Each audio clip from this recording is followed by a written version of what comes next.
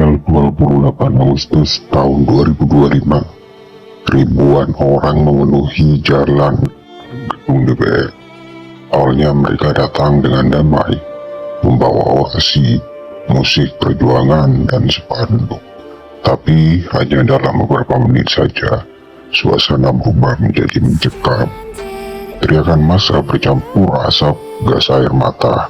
Aparat yang seharusnya melindungi rakyat justru jadi bayangan yang paling menakutkan. Pemicu semua ini adalah keputusan DPR yang dinilai sangat ironis, menaikkan gaji anggota DPR lebih dari 100 juta rupiah per bulan.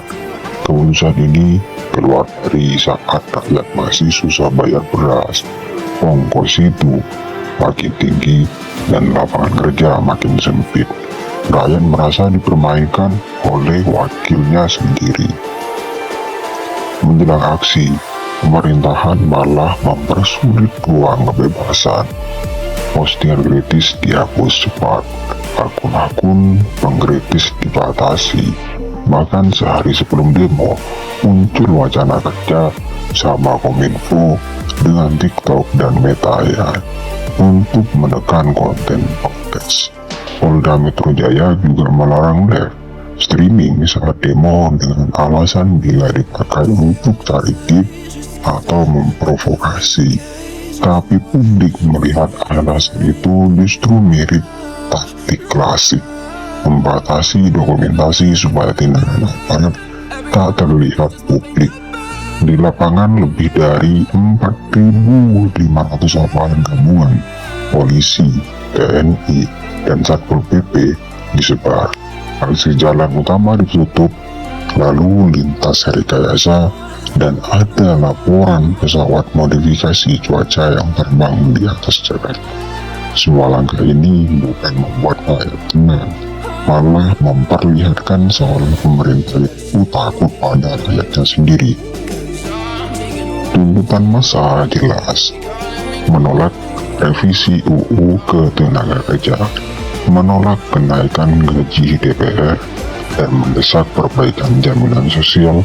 Tapi suasana jadi kacau ketika aparat menemukan peluru karet dan gas air mata secara melibatkan, termasuk ke posko medis dan stasiun kereta. Warga yang tidak ikut aksi pun kena dampaknya. Tragedi besar terjadi saat sebuah mobil rantis Brimob melindas seorang driver ojol bernama Alvan Kurniawan. Ia bukan peserta aksi, hanya sedang mengantar orderan, namun ia tewas di tempat. Peristiwa ini menyurut kemarahan.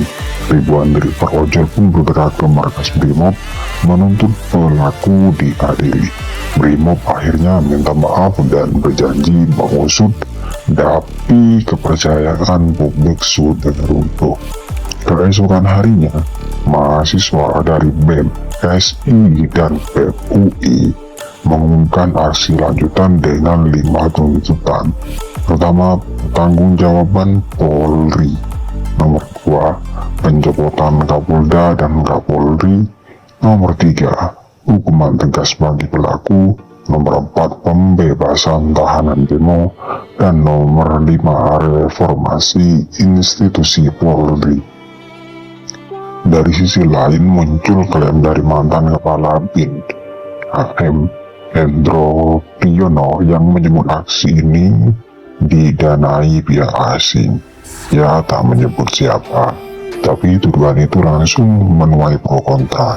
Banyak yang menilai klaim ini hanya lama untuk menutupi keresahan.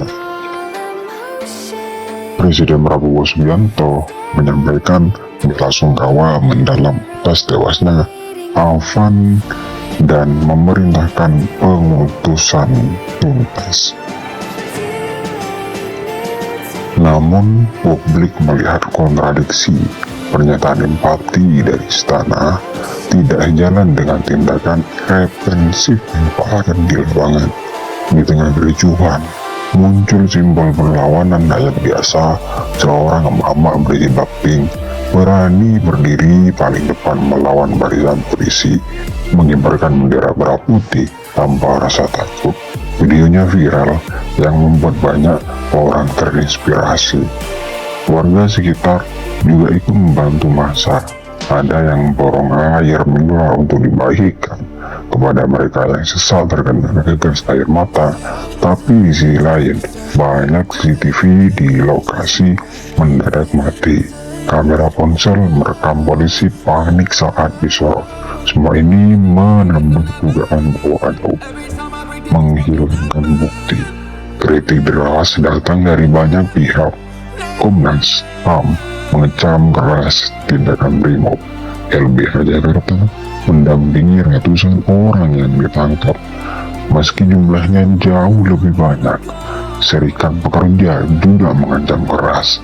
Namun KPID Jakarta justru mengeluarkan surat edaran agar media tidak menayangkan liputan demo saat publik melihat ini sebagai upaya menutupi fakta.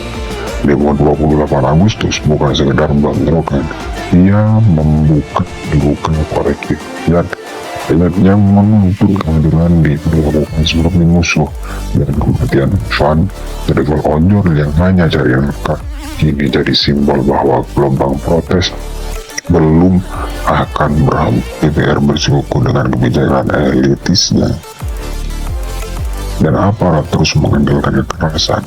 Bukan tidak mungkin protes ini membesar menjadi gerakan yang kedua.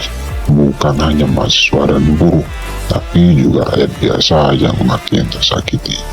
Jika dukungan publik meluas, bentrokan berpotensi berubah menjadi krisis politik yang jauh lebih serius. Oke, terima kasih.